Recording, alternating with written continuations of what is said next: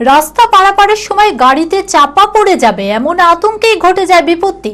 রাস্তা পারাপারের সময় পড়ে গিয়ে নিহত হয় এক বৃদ্ধা। নিহতের নাম সরস্বতী ঘোষ। পরিবারের লোকেরা তড়িঘড়ি তাকে উদ্ধার করে স্থানীয় হাসপাতালে নিয়ে গেলে সেখান থেকে মুর্শিদাবাদ মেডিকেল কলেজ হাসপাতালে নিয়ে আসলে চিকিৎসক তাকে নিহত বলে ঘোষণা করেন। মানসিক স্বাস্থ্যের জন্য সবার আগে যে নামটি মনে ভেসে ওঠে, সুস্থ মনের ঠিকানা মনোবীক্ষণ। যোগাযোগ নাম্বার 7477799516। শক্তিপুর থানার রামনগর এলাকায় বাড়ি সরস্বতী ঘোষের। জানা যায়, শনিবার সন্ধ্যায় একাই রাস্তা পারাপার হচ্ছিল ওই বৃদ্ধা।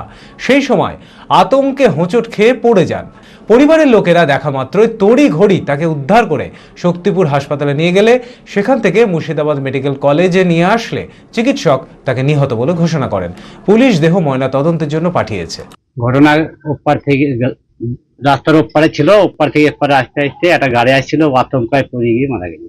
ওই আতঙ্কায় পড়ে গেছে, মোড়ালে ফোড়া লেগেছে, ঘুরতে গিয়ে নাই। ঘুরতে আগে শক্তিপুরে দেখেছিলাম, শক্তিপুর থেকে এখন ট্রান্সফার করেছে।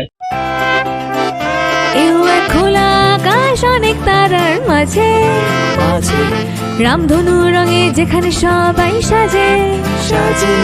নামি হোক কিংবা দামি, পেয়ে যাবে সব রকমই। ছোট হোক কিংবা বড়, কেনাকাটা হোক আরো আরো।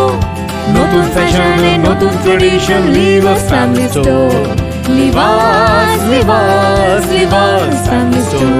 লিবাস কাতাই বহরমপুর মুর্শিদাবাদ।